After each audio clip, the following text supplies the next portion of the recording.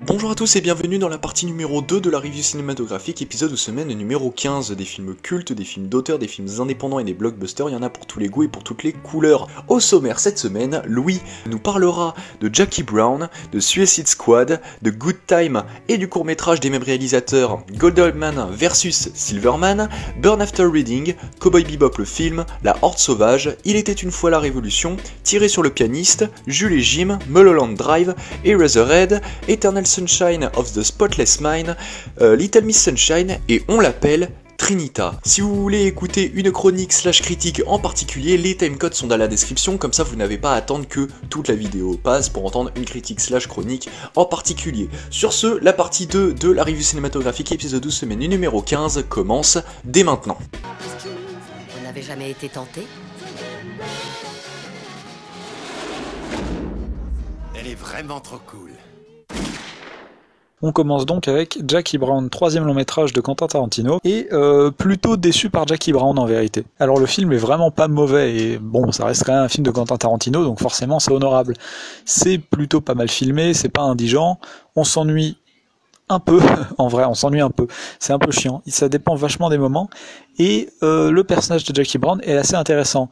De plus, mention spéciale à la bande originale qui est extrêmement cool, et qui est beaucoup inspirée de morceaux de soul, qui est un genre musical extrêmement sympathique, et du coup voilà, la BO est extrêmement sympathique, en plus de coller au film qui est donc un hommage au film de la Blaxploitation. Donc du côté de la BO et de tout ça, c'est assez intéressant.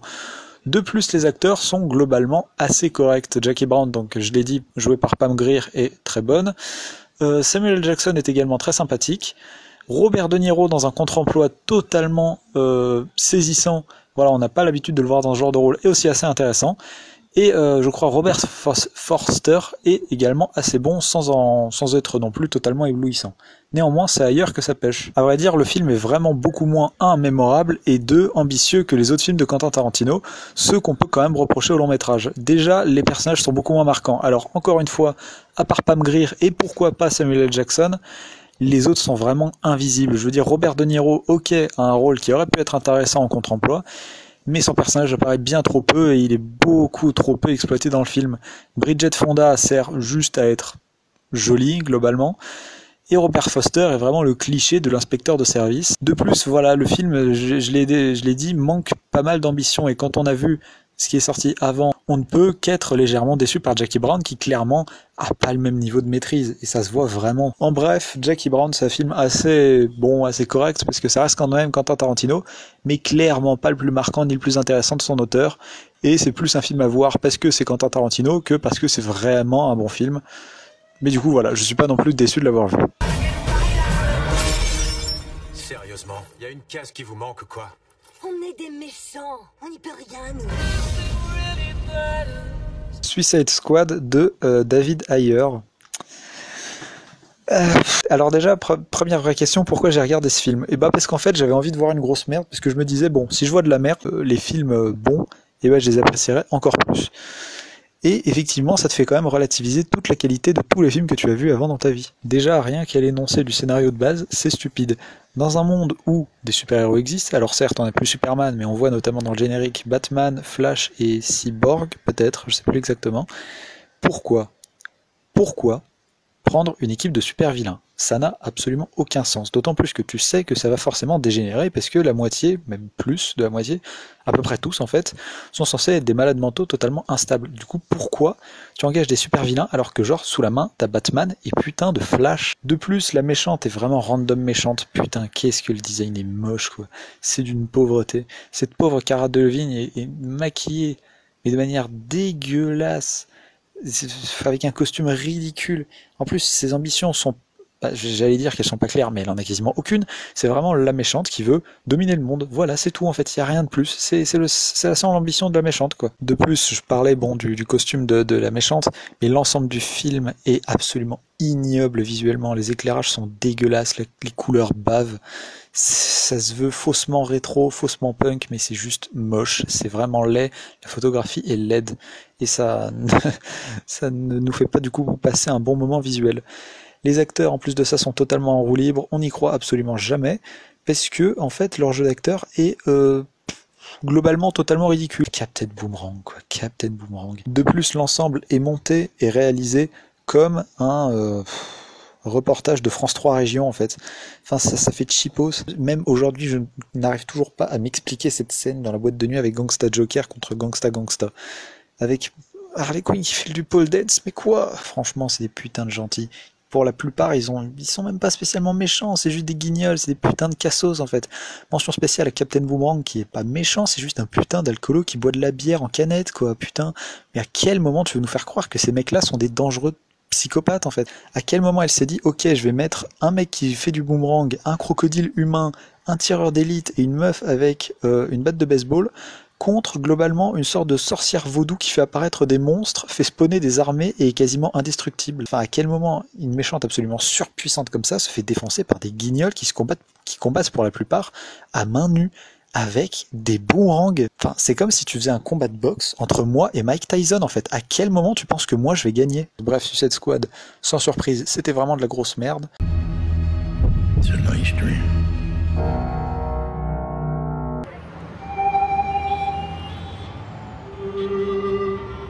Good Time des frères Safdie. Du coup, c'est un très très bon film et c'est très bien de le découvrir en salle parce que c'est un film où il faut être totalement immergé dans son ambiance pour vraiment ressentir l'impact, la claque, le coup de poing que veut vraiment asséner ce film qui est d'une efficacité absolument redoutable.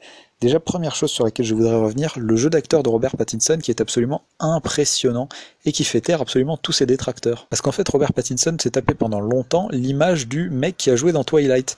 Mais depuis quelques années, même plus que depuis quelques années, il joue dans des films d'auteur, il a notamment joué dans un David Cronenberg, ici chez les frères Safdie.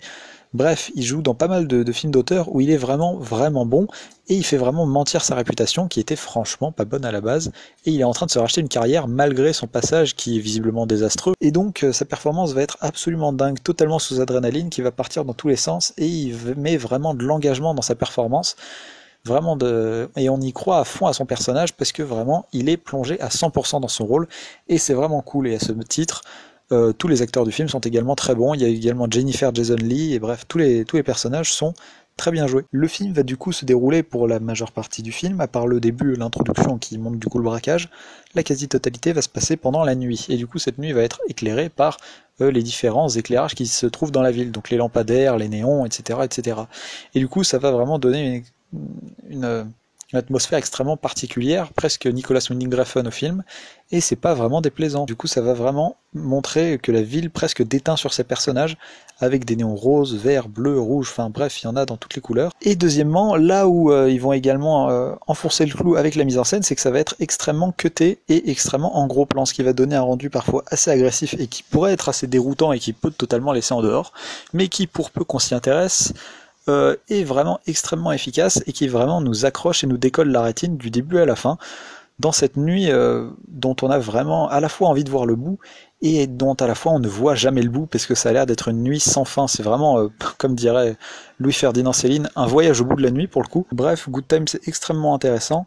En termes de mise en scène, c'est super. Si tu as l'occasion de le découvrir dans des bonnes conditions, je pense que c'est encore mieux. Comme ça, tu as beaucoup plus de chances d'être happé dans son univers, qui est extrêmement visuel, extrêmement viscéral, extrêmement brutal, et qui du coup demande un minimum d'implication du spectateur pour vraiment accrocher au film. En parallèle de cette projection donc, ils avaient passé juste avant la séance un court-métrage réalisé également par les frères Safdie qui dure 6 minutes je crois, et qui s'appelle Goldman vs Silverman. Alors bon, c'est un court-métrage de 6 minutes, du coup tu te doutes que j'ai pas énormément de choses à dire dessus, d'autant plus que le scénario, il y en a quasiment pas. Alors ce qui est intéressant d'un point de vue de la mise en scène, c'est que la mise en scène va être encore plus brutale que dans Good Time, c'est-à-dire que ça va être la mise en scène des frères Safdie, mais encore plus puissante, viscérale, brutale, agressive, avec des gros plans encore plus intempestifs, parfois Alors il y avait déjà un peu ça dans Good Time une ou deux fois, mais parfois le focus qui s'active pas, ce qui fait que du coup on a parfois une grosse partie de l'écran, voire même la partie de l'écran qu'on est censé regarder qui est floue, et qui va du coup voilà être une variation de style assez intéressante, encore plus extrême des frères Safdie, et qui du coup est assez sympathique parce que le format sur 6 minutes, on décroche pas, alors qu'un film entier fait comme ça serait je pense un peu plus compliqué à suivre. Référé au FBI en ce qui concerne le mort. Non, surtout pas. Je ne veux pas que ces crétins aillent barboter là-dedans. Non, brûlez le corps. Burn After Reading des frères Cohen. comédie réalisée en 2008, je crois, quelque chose dans ces eaux-là, avec un casting pas dégueu quand même, avec notamment Brad Pitt, John Malkovich, Tilda Swinton, George Clooney, et c'est déjà pas mal quand j'y pense. Ici, on va être dans une comédie totalement loufoque, comme seuls les frères Coen peuvent le faire. Alors ici, c'est pas exactement le même registre qu'Arizona Junior, que je t'avais présenté il y a déjà un petit moment maintenant. Ça va être beaucoup moins surréaliste, on va dire, mais il va toujours y avoir ce décalage inhérent au film des frères Coen. Si tu veux, en termes d'humour, on va parfois plus se rapprocher d'une sorte de Big Lebowski sous adrénaline, quoi. Et du coup, ça va être assez marrant. Le film est extrêmement bien mené, on ne s'ennuie pas, les acteurs, sans surprise, jouent tous très bien, ont tous des personnages très intéressants, très drôles, parfois assez caricaturés, mais toujours qui ont toujours quelque chose à raconter, quoi. Et pour cause, en fait, on a l'impression qu'ils ont beaucoup moins de créativité et d'idées de mise en scène, et même si, oui, le film est bien mené, on s'ennuie pas, au final, quand tu fais le bilan, tu te dis que finalement c'est peut-être pas un film hyper marquant qu'on retiendra spécialement dans la filmographie des frères Coen, parce qu'il manque ce petit truc en plus, il manque éventuellement ce petit grain de folie, ce petit grain, on sait pas trop ce que c'est, mais qui y avait dans Big Lebowski, et qui faisait que c'était vraiment un film mémorable avec des scènes qui vraiment restaient en tête. Et là, à part un ou deux plans, bon, on se souviendra, je pense, pas de grand chose, et même le scénario est finalement assez confus quand on y pense. Donc, Burn After Reading, c'est un film des frères Coen, donc forcément ça peut être intéressant à voir, mais je pense pas que c'est celui qu'il faudrait voir en priorité.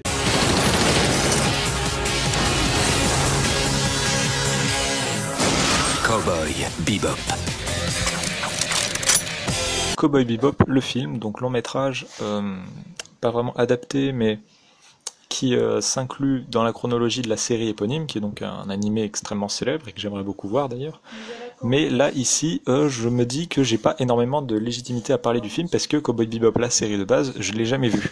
Du coup, là, c'était vraiment une totale découverte dans l'univers, et à vrai dire, je m'étais un peu renseigné avant si, est-ce que, oui ou non, on pouvait voir Cowboy Bebop le film sans avoir vu la série. La réponse est oui. Déjà, premièrement, c'est réalisé, encore une fois, par le même mec qui a fait la série. Et étant donné que la série, apparemment, est très bien animée, une très belle série, eh bien le film l'est tout autant. C'est vraiment extrêmement joli, les plans sont très très beaux, c'est très bien dessiné, et à vrai dire c'est pas mal de plans fixes, et en fait ça va être un film assez contemplatif. Alors il va y avoir des scènes de combat, des scènes d'action, tout ça, mais l'ensemble du film c'est quand même pas mal de contemplation. Il va y avoir pas mal de plans sur la ville, pas mal de scènes où on va voir nos héros déambuler dans cet univers urbain et un peu rétro-futuriste en quelque sorte. De plus, les personnages sont extrêmement attachants, même s'il y en a un ou deux qui sont moins exploités, clairement. Et l'intrigue se laisse assez bien mener, malgré quelques confusions parfois, pour arriver à un final totalement chiadé, hyper stylé, avec un combat sous la pluie. Enfin, j'ai pas envie de tout révéler, mais bref, le final est vraiment très très cool. Bref, pas grand chose de plus à dire sur Cowboy Bebop le film, si ce n'est que c'est un film extrêmement sympathique, et que, encore une fois, vous pouvez le voir sans voir la série.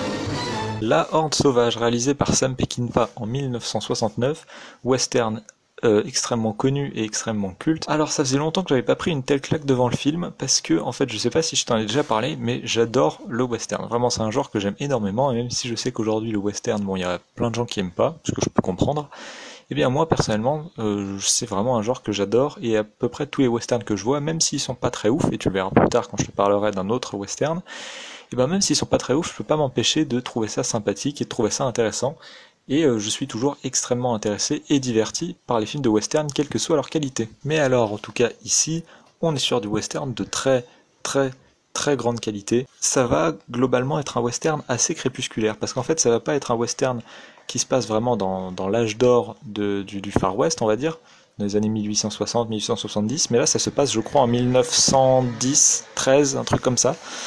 Et du coup, ça va être un western assez contemporain et assez aux antipodes de ce qu'on pourrait croiser d'habitude. C'est-à-dire que c'est un western, par exemple, où il y a des véhicules motorisés. Voilà, il y a des voitures dans le film. Et en fait, ça va être un film qui va énormément regarder derrière lui, qui va presque faire un bilan de l'état du western, et qui va du coup prendre pour personnages principaux des héros. Et en gros, les deux personnages principaux vont être un peu des vieux de la vieille, qui commencent à être assez âgés, et qui du coup vont incarner un peu cet ancien âge d'or du Far West, mais qui sont désormais dépassés par les nouvelles technologies, les nouvelles méthodes et les nouvelles coutumes de ce nouveau siècle, du coup, parce que désormais on n'est plus au 19e mais au 20e siècle, et que du coup, voilà, ça va être un western qui va vraiment tirer un trait sur tout ce qui s'est passé avant. Mais l'autre aspect de ce western, c'est qu'il va être extrêmement violent. Ça va être filmé et surtout monté d'une manière extrêmement particulière, c'est-à-dire que ça va être surcuté. Et en plus, différents plans vont être montés à différentes vitesses en fait. La vitesse de diffusion va être différente, ce qui va donner un aspect extrêmement particulier aux scènes d'action. Et voilà. Enfin bref, La Horde Sauvage c'est un très grand western. Et si tu l'as pas vu, je te conseille vraiment de le voir parce que en plus d'être très bien filmé et très intéressant, c'est en plus assez touchant, ce qui est tout de même assez rare dans des westerns. Duck, you sucker.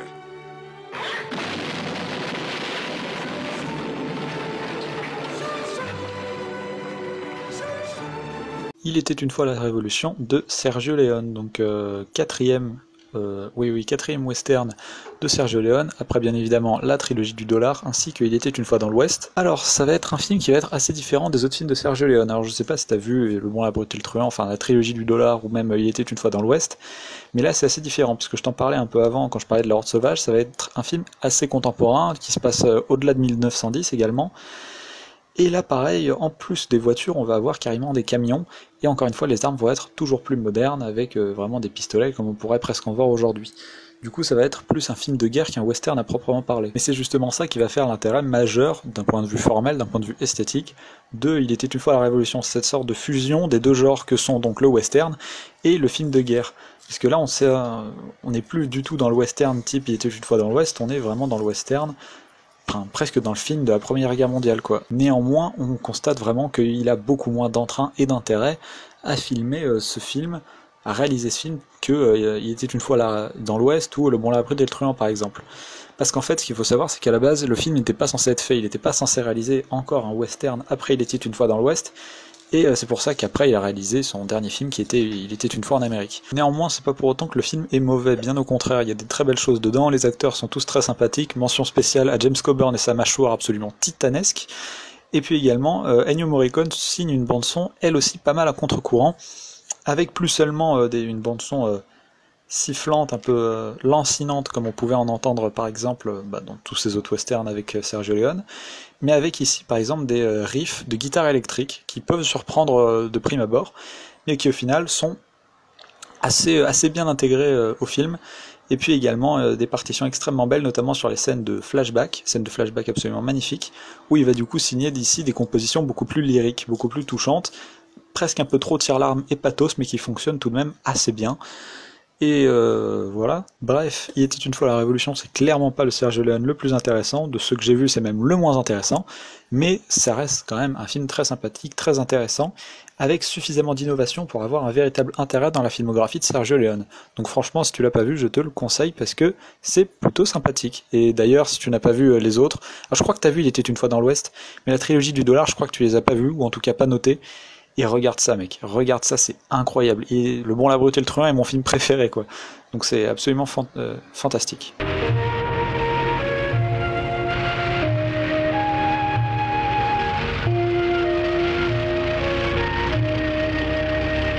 Tiré sur le pianiste de François Truffaut, réalisé en 1961 ou 62, quelque chose comme ça. Alors, deuxième film de François Truffaut, sorti après Les 400 coups, c'est généralement un film un peu oublié dans sa filmographie et qu'on considère, selon moi à juste titre, comme un film assez mineur. Et en fait c'est assez compréhensible, parce que finalement le film a pas grand chose de spécialement très marquant. Alors juste après je te parlerai de Jules et Jim, que j'ai autrement plus apprécié, mais ici à vrai dire j'ai pas grand chose à dire dessus, parce que le film a pas grand chose à vrai dire.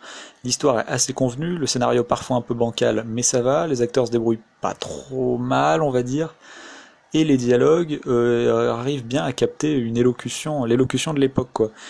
Du coup, vraiment, j'ai absolument rien à dire sur ce film.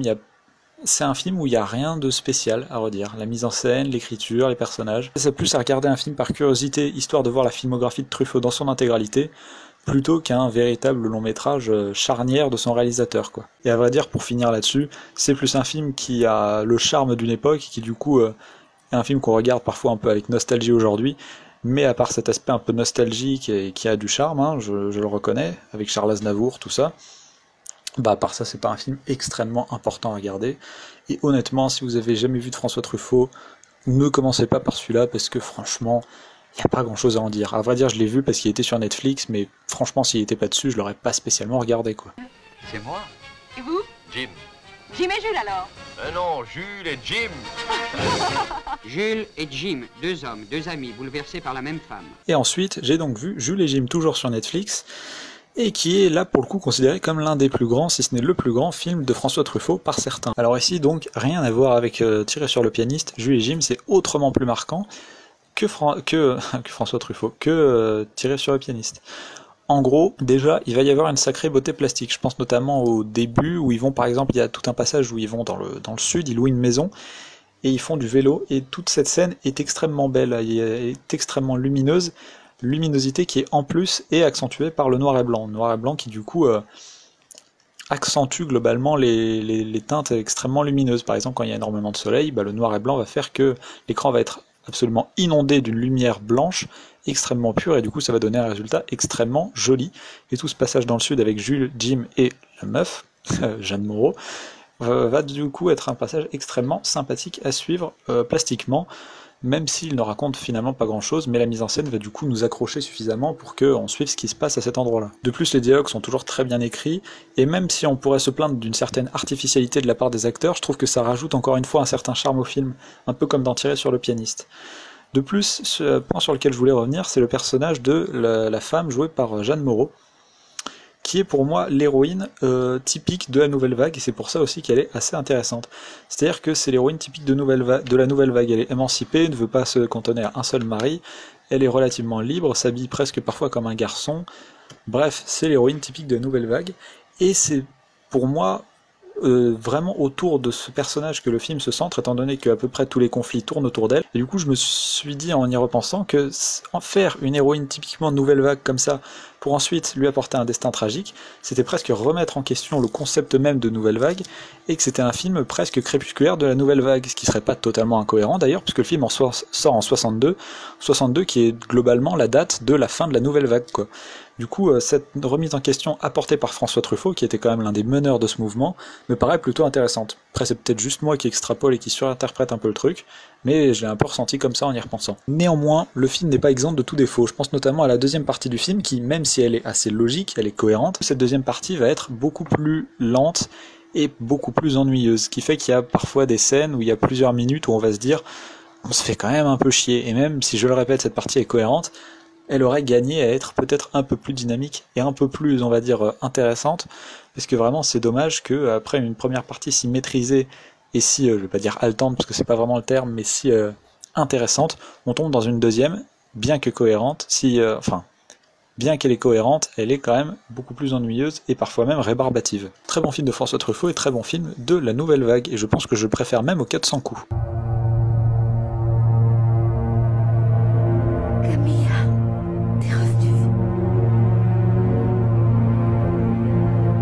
Mulholland Drive de David Lynch, mais en fait il y a un paquet de sous-intrigues qui ne paraissent pas spécialement reliées entre elles. Du coup il y a aussi une partie avec un réalisateur, une partie avec des sortes de tueurs à gages, enfin bref, il y a énormément de trucs, et en gros il n'y a pas de lien, c'est que volontairement les histoires n'ont pas de lien entre elles vraiment, véritablement. Et bon, je vais pas essayer de te révéler, mais il y a une semi-explication à la fin, on va dire, mais en fait c'est un film qui est très intéressant parce que c'est un film que je considère comme un film libre. En gros, ce que j'appelle un film libre, c'est que c'est un film, en fait, où c'est pas juste le réalisateur va te raconter une histoire et puis point, c'est que le réalisateur va te donner des éléments pour ensuite te créer toi-même, en tant que spectateur, ton propre film et ton film plus personnel. Et du coup, c'est assez intéressant parce que désormais, le spectateur n'est plus juste spectateur, mais il est carrément acteur de l'expérience cinématographique. En gros, c'est qu'il va y avoir énormément de plans séquences et de plans en profondeur de champ, ce qui fait que le découpage va être réalisé mentalement par le spectateur, qui va du coup en ressortir son propre film. Un autre moyen de faire un film libre, c'est par exemple Jean-Luc Godard, qui va faire volontairement un montage elliptique, qui va du coup sauter des événements, faire des jump cuts intempestifs, pour que le spectateur soit assez acteur, et réagisse du coup à ces jump cuts, en bouchant les trous, et en du coup recréant mentalement une sorte de film légèrement différent. Et en fait, David Lynch, ici, fait un autre type de film libre, une troisième catégorie, on va dire. En fait, la matière cinématographique, à la base, est brute. Et en fait, David Lynch donne une matière brute pour que le spectateur affine tout ça et se crée son propre film. C'est pour ça qu'il y a énormément de trames différentes, avec énormément d'ambiances différentes. Il y a une partie avec plus une tension sexuelle, une partie plus humoristique, une partie plus dramatique, enfin bref. Et en fait, ce qui va être bien du coup, et ben il va pas y avoir un même film, un même Mulholland Drive pour tout le monde. Chacun va le ressentir de manière différente. Et là où certains pourront laisser la matière cinématographique brute telle quelle, d'autres en retireront plus du coup un film humoristique, plus un film satirique sur le système hollywoodien, plus un film avec une tension sexuelle, plus un film onirique, ou peut-être tout ça à la fois, on n'en sait rien. Et à vrai dire, c'est pas plus mal comme ça. Un film comme Mulholland Drive, ça s'explique pas, parce qu'en fait chacun a son propre Mulholland Drive, chacun retire ce qu'il veut du film, et même si ça peut être assez déroutant pour certains, personne n'aura la même expérience qu'un autre. C'est extrêmement bien joué, Naomi Watts est absolument impressionnante, c'est très bien filmé, David Lynch maîtrise très bien ses cadres, même si au final vous aimez pas, donnez sa chance à Mulholland Drive, je pense que pour la plupart vous ne serez pas forcément déçus.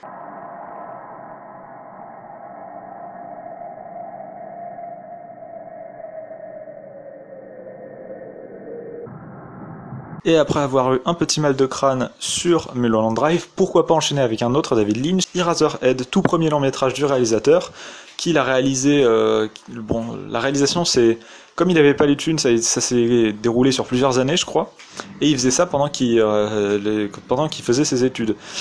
Et alors, Eraserhead, je ne vois même pas comment le résumer, et là vraiment il a poussé tous les potards du surréalisme aux confins de ce qui est regardable en fait, parce que c'est vraiment un truc mais totalement dingue, c'est tu ne verras jamais ce genre de film deux fois, parce que déjà c'est un film avec un noir et blanc extrêmement granuleux, qu'on retrouvera d'ailleurs 3 ans plus tard dans Elephant Man, que je te conseille, qui est incroyable, qui est fantastique. Des 3 David Lynch que j'ai vu jusque là, c'est peut-être le meilleur. Bref, et du coup on va retrouver ce même noir et blanc assez granuleux, assez expressionniste, et d'ailleurs il va y avoir, encore une fois comme dans Elephant Man, encore une fois, pas mal de références à l'expressionnisme allemand, et ça tombe bien parce que je crois que tu l'avais vu en cours de cinéma, du coup, si tu veux voir un peu des cinéastes un peu plus contemporains qui se sont emparés de l'expressionnisme allemand, Lynch dans ses 2 premiers longs métrages, il y a clairement un air, quoi, il y a clairement un air. Mais en plus de ça, il va saupoudrer le tout de n'importe quoi. Donc tout ça va être saupoudré d'une touche de surréalisme avec des créatures extrêmement bien retranscrites, et encore une fois des séquences qui, tu sais même pas pourquoi, arrivent à t'accrocher à l'écran. C'est ça en fait David Lynch, tu sais pas pourquoi, tu continues à regarder mais tu regardes quand même. Tu ne comprends rien, tu ne pipes absolument rien à ce qui se passe, mais quand même tu peux pas t'empêcher de décrocher, parce que le talent de réalisation et de mise en scène et de cadrage de David Lynch est tellement puissant que tu ne peux pas décrocher tes yeux de l'écran en fait, et t'as envie d'aller jusqu'au bout. Et alors même si je pense que ce sera moins marquant qu'un Mulholland Drive, c'est quand même très intéressant de regarder ça, pour la folie qu'insuffle David Lynch à son univers, à son long métrage, quoi. Sûr et certain.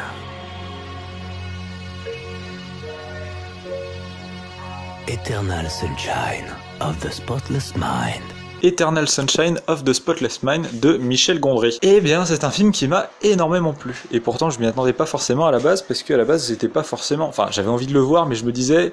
J'étais un peu circonspect, parce que histoire d'amour, tout ça, j'avais un peu peur. Mais en fait, c'est un excellent film. En fait, la particularité de cette histoire d'amour-là, c'est qu'elle va pas être racontée dans le même sens que toutes les autres, c'est qu'elle va être racontée, du coup, à l'envers. Parce qu'en fait, par les souvenirs de Joël, on va partir de ses souvenirs... Enfin... On va découvrir l'histoire d'amour par les souvenirs de Joël, donc tu l'as compris.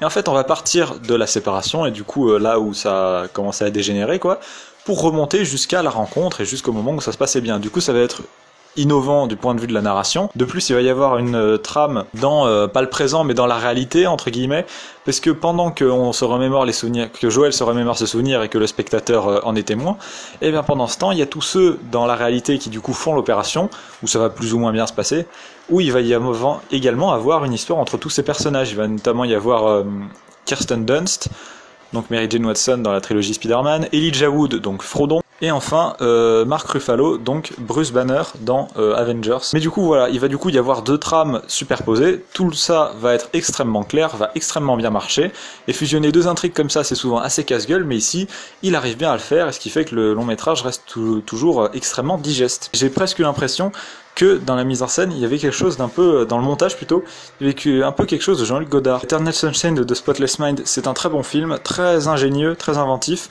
mais on pourrait tout de même regretter la morale de fin qui est un peu naze. C'est un peu triste de finir le film comme ça, même si ça reste touchant, quoi. Ah oui, et la bande son est très cool aussi, la bande son est très très bien.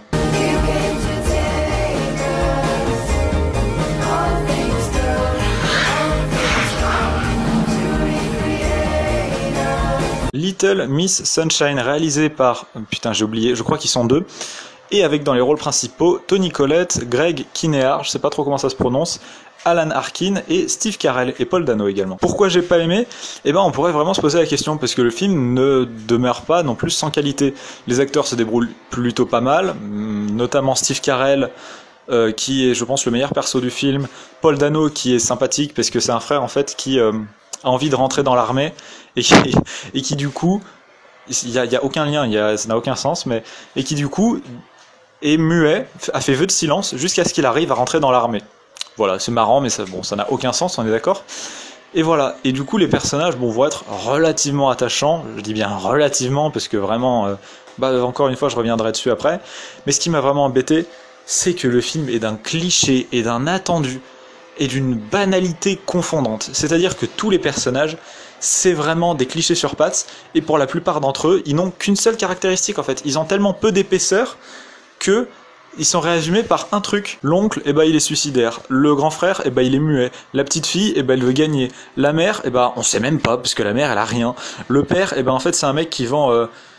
Tu vois, le mec qui fait « Salut à toi, jeune entrepreneur ». En fait, le daron, il a un peu le même métier. C'est-à-dire, il vend des programmes pour avoir confiance en soi et pour réussir dans la vie et tout. Et le papy, c'est un gros dégueulasse.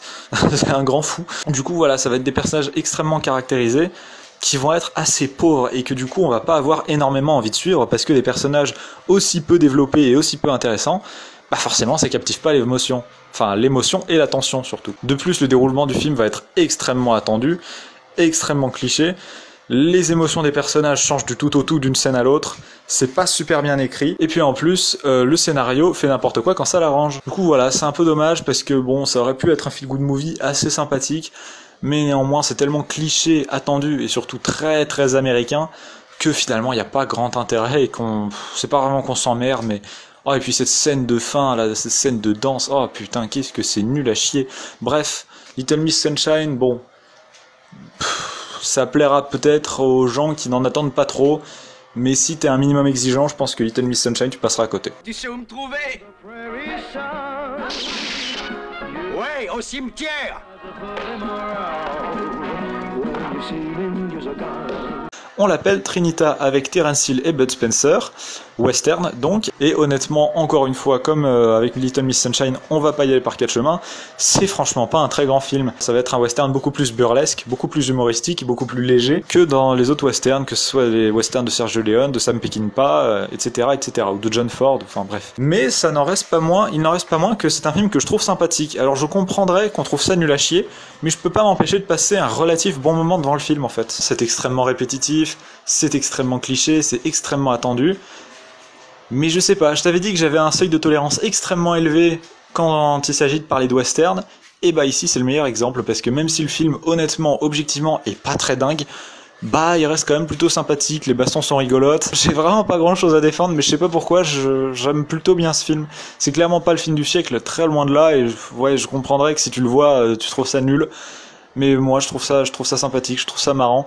Et puis c'est un film qui en plus de ça est pas trop mal réalisé, notamment il y a certaines scènes de baston qui sont plutôt pas mal faites, et l'impact, les cascades et les coups de poing sont plutôt pas trop mal fichus dans l'ensemble.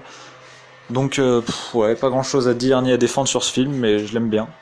Voilà. Et voilà la review cinématographique numéro 15, en tout cas les deux parties sont terminé. À partir de la semaine prochaine, on retournera sur de la review cinématographique classique, c'est-à-dire où je parlerai de mes films et où Louis parlera de ses films. Je combinerai les deux pareil. Là, c'était assez particulier puisque tout simplement on avait 16 et 15 films chacun, donc je ne voulais pas dépasser les 1h20 de vidéo parce que sinon ça aurait été trop long.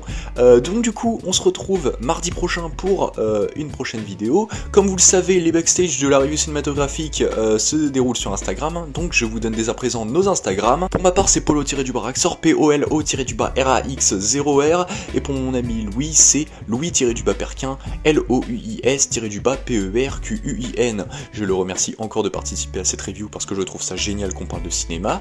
Et sur ce, moi je vous dis bye tout le monde et à la semaine prochaine.